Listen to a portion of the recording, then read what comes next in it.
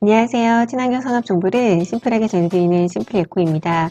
이번 영상은 퓨처 모빌리티 ETF 시리즈 2탄 국내 상장한 글로벌 기업에 투자하는 ETF 소개합니다. 우선 이 영상이 처음이신 분들을 위해서 이 시리즈에서 다루고 있는 ETF들 소개해드리면요. 국내에 상장한 국내 기업에 투자하는 상품들 지난 시간에 다루었었고요. 국내에 상장하였으나 글로벌 기업에 투자하는 상품들, 미국에 상장한 글로벌 ETF들 이렇게 나누어서 살펴보고 있습니다. 그리고 이 중에서 특별히 좀 몇 개의 ETF들은 제 채널에서 꾸준히 다루었기 때문에 관련 영상 참고해 보시면 될 것 같습니다. 또 오늘 다뤄볼 상품들은 국내에 상장한 글로벌 기업에 투자하는 상품 요 5가지고요. 특히 이 중에서도 타이거 글로벌 자율주행 전기차 솔라티브 ETF는 드라이브와 같은 기초지수를 추종하고 있기 때문에 오늘 이 드라이브도 조금 설명을 해드릴 겁니다. 자, 그럼 바로 알아볼게요. 오늘 다룰 상품들은 요 5가지인데요. 이 상품들은 좀 커버리지랑 상품 그 정의 자체가 좀 많이 달라서 그 부분 먼저 짚어볼게요. 예를 들어서 솔 한국형 글로벌 전기차 2차 전지 액티브 상품은 글로벌 전기차 및 2차 전지 기업, 특히 한국 기업 10종목을 일정 수준 유지하는 그런 상품입니다. 그렇기 때문에 한국 기업이 담겨져 있다는 점이 좀 상이한 점이고요. 두 번째 에이스 G2 전기차 자율주행 액티브 상품은 이 G2가 미국과 중국을 뜻하거든요. 미국과 중국에 상장된 종목 중에서 전기차, 수소차, 자율주행, 공유차 관련된 핵심 종목들을 담고 있다 보시면 됩니다. 코덱스 미국 스마트 모빌리티는 말 그대로 미국에 상장된 4대 산업의 그 기업들을 담고 있고요. 그 4대 기업은 자율주행 전기차 드론 서비스 공유 모빌리티가 포함이 됩니다.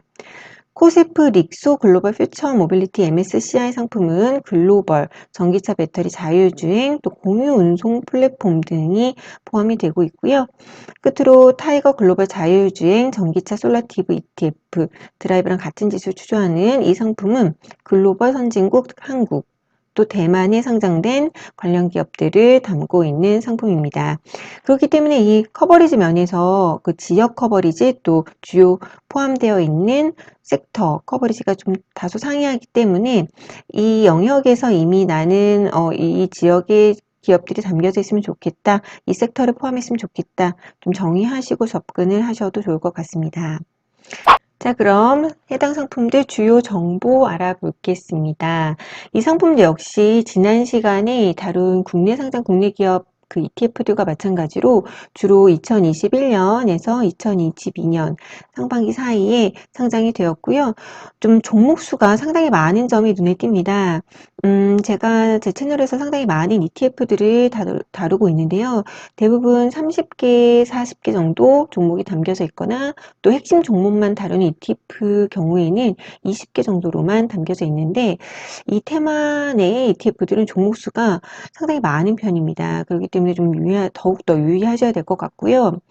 자산 규모 살펴보시면 타이거 글로벌 자율주행 전기차 솔라티브가 3,500억 원으로 가장 많이 투자가 되어 있고 그 뒤로 에이스 G2 전기차 자율주행 액티브에 868억 원 정도가 투자가 되어 있습니다. 거래량 이전의 수익률부터 살펴볼게요. 이 테마 수익률이 상당히 좋아요. 보통 1개월 수익률이 17%에서 20%까지 상당히 높은 편인데요.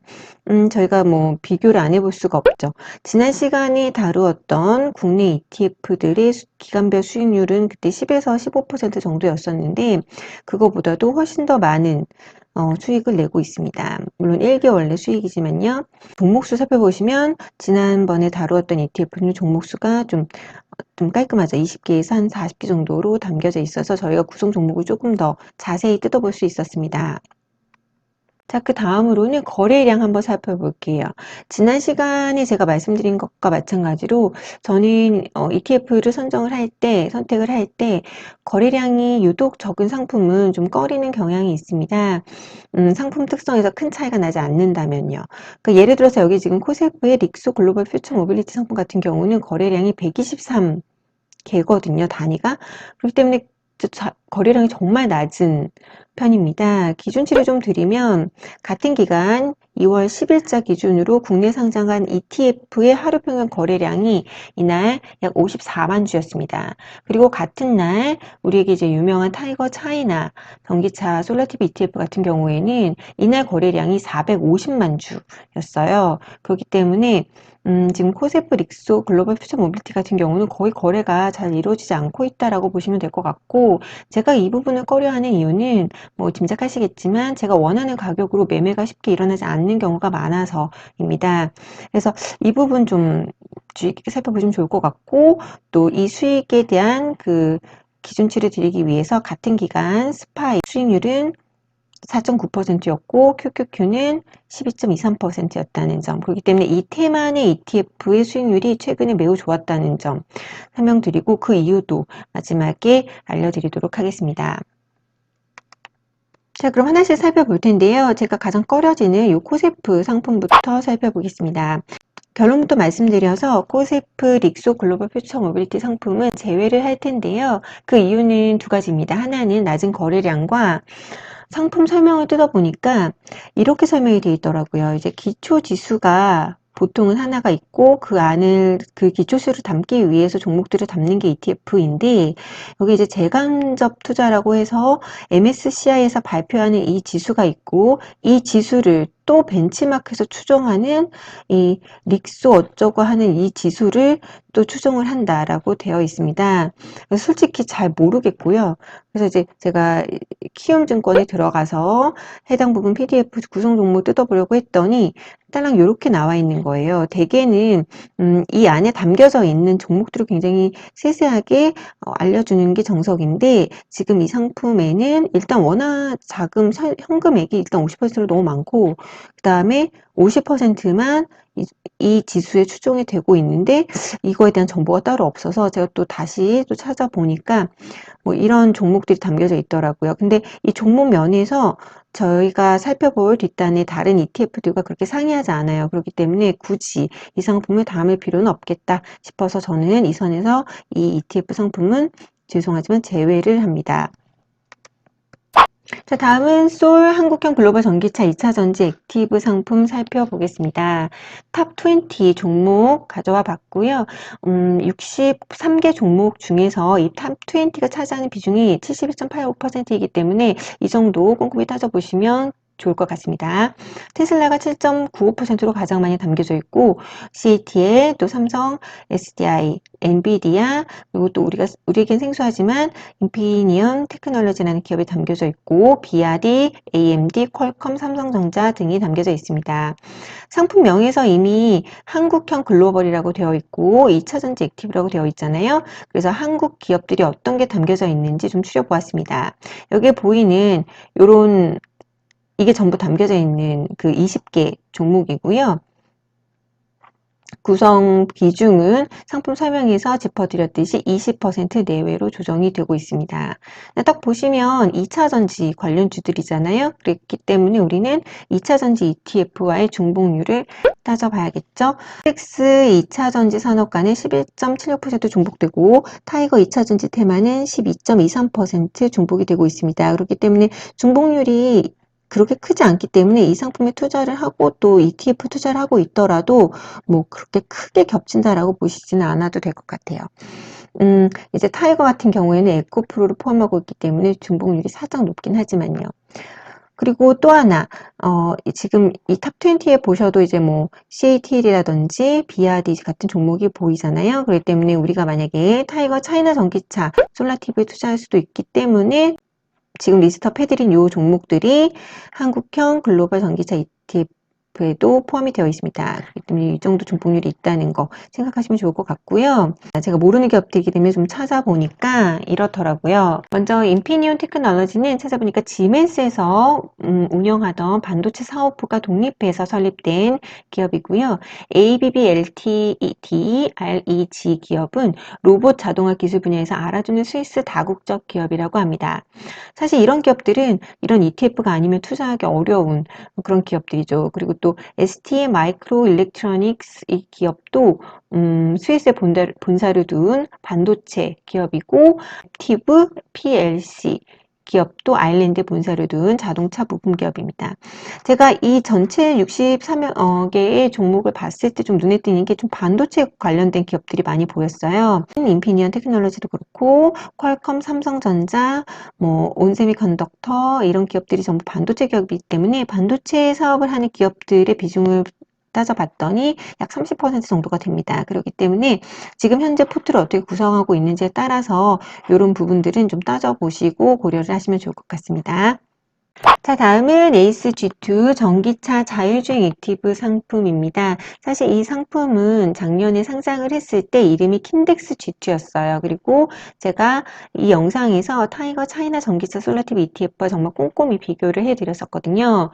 근데 이 영상에서 제가 강조한 부분은 타이거 차전에는 BRD 정도가 전기차 완성 업체이고 오히려 우리가 잘 알고 있는 그 뭐 리오토라든지 니오 같은 기업들은 이 킨덱스 G2에 담겨져 있다라고 언급을 해드렸는데요. 네, 그 부분이 여기서도 보이시죠? 탑 20에도 리오토, 뭐 니오 이런 기업들이 보이고 있습니다. 자, 그래서 타이거 차전에 투자 중이라면 어떨까 고려를 해보셔야 될 것 같은데요.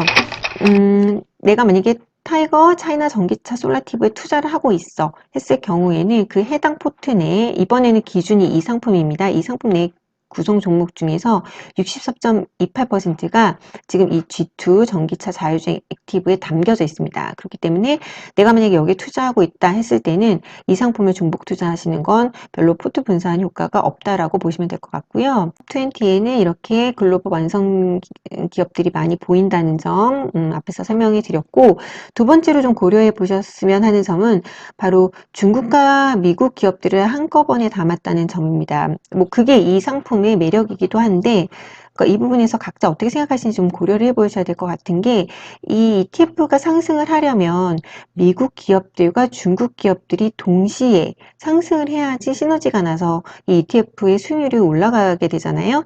근데 하지만 그 시점상으로 예를 들어서 미국 기업은 올라가는데 중국 기업이 떨어지는 상황이라면 이 ETF는 수익률이 똔똔 그 오프셋이 됩니다.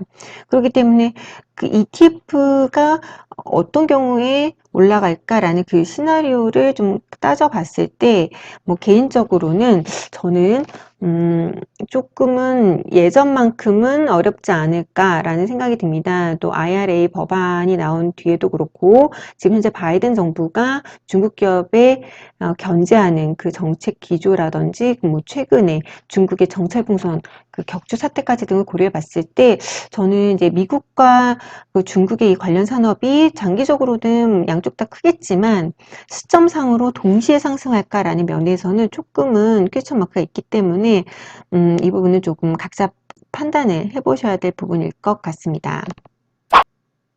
자, 다음은 코덱스 미국 스마트 모빌리티 상품인데요. 이 상품은 상품명에서도 아시다시피 미국에 상장되어 있는 기업들로 구성이 되어 있습니다.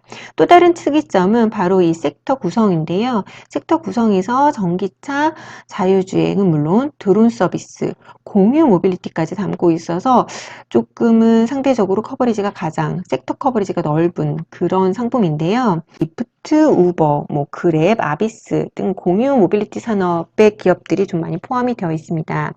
근데 이 기업들의 해당 주가가 현재 매우 좋지 않거든요. 크게 하락을 해서 최근에 상승 기미도 우버를 제외하고는 보이지 않고 있습니다. 참고로 이제 그랩은 동남아시아의 가장 큰 그 점유율을 차지하고 있는 승차 공유 서비스 기업이고요. 미국에 상장되어 있습니다.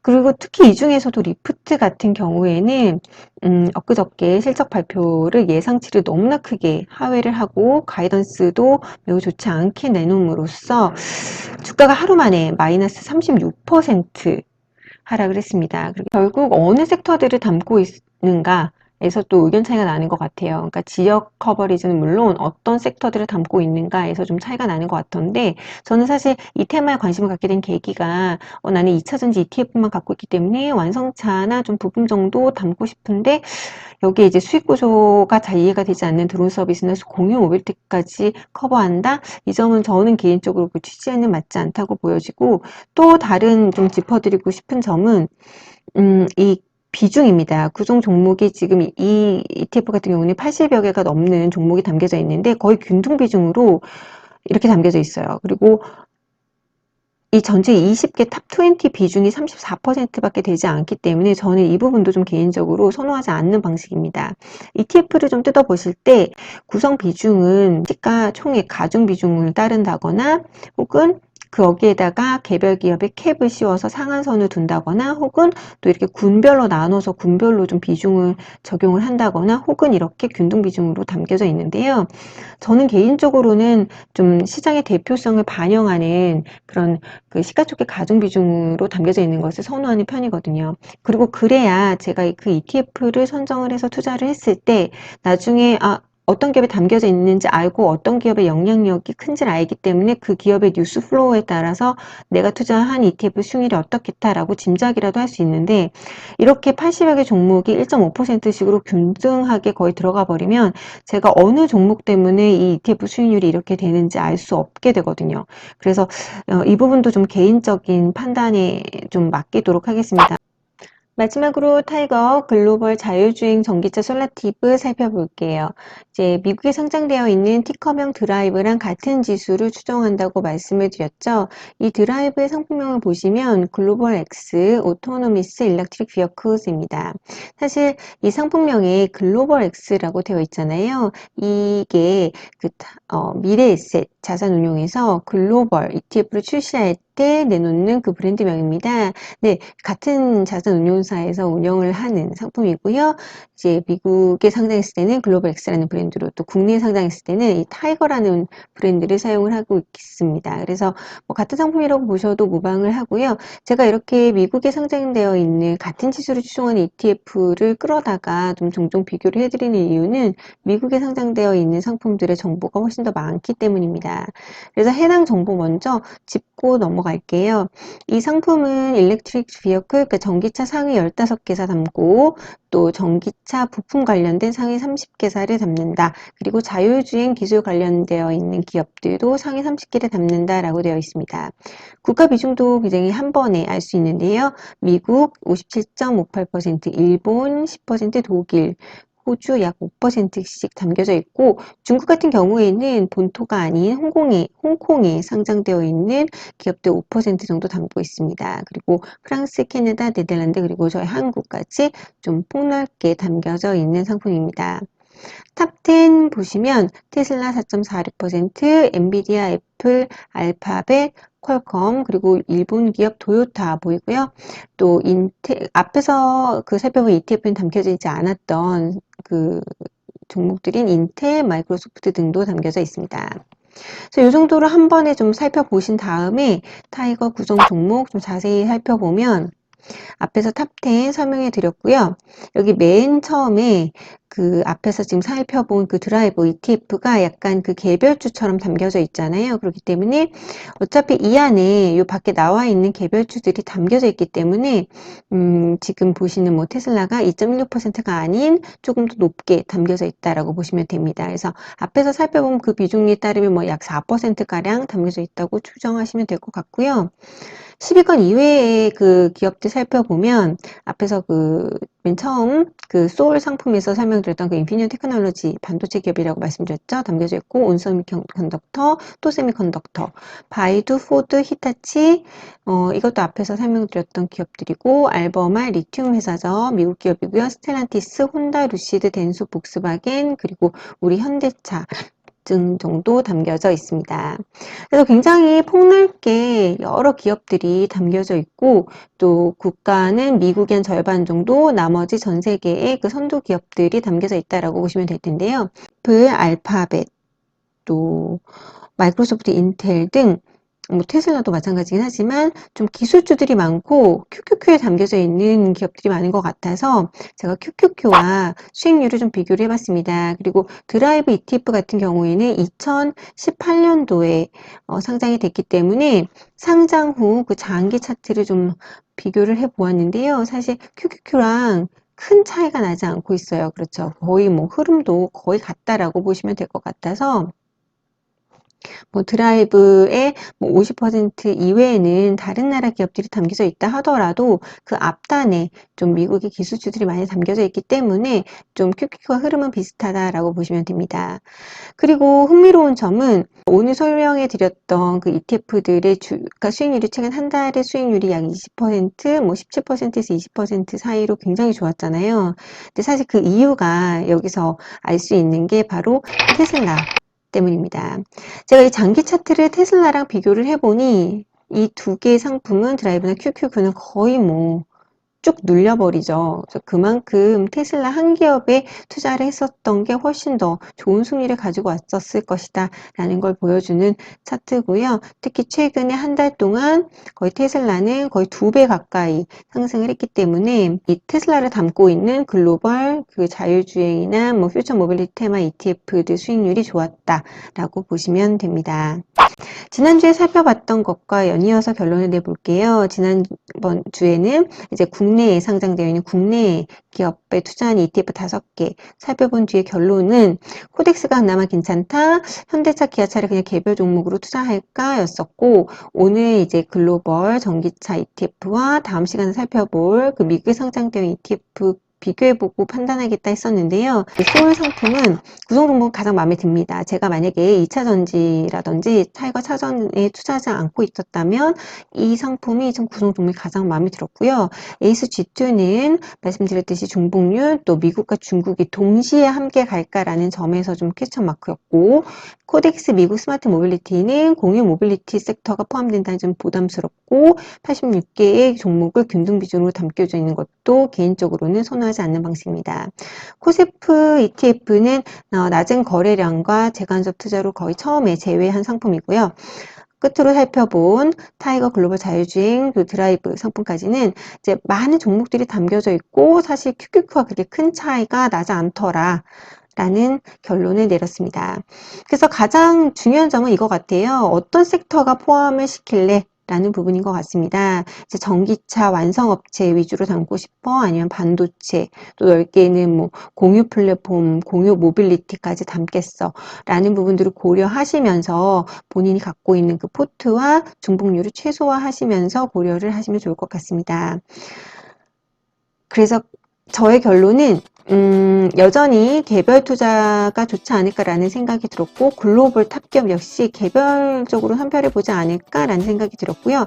시리즈 3탄까지 마무리한 뒤에 좀 더 생각을 정리해 보도록 할 예정입니다. 그리고 여러분들도 이 영상들이 여러분들에게 포트 정리에 좀 도움이 되는 시간이었으면 합니다. 그래서 오늘도 영상 끝까지 시청해 주셔서 감사드리고요. 오늘 영상 마음에 드셨다면 구독, 좋아요 눌러주시고 앞으로도 지금처럼 공부하고 또 심플하게 정리해서 전달해 드리도록 하겠습니다. 감사합니다.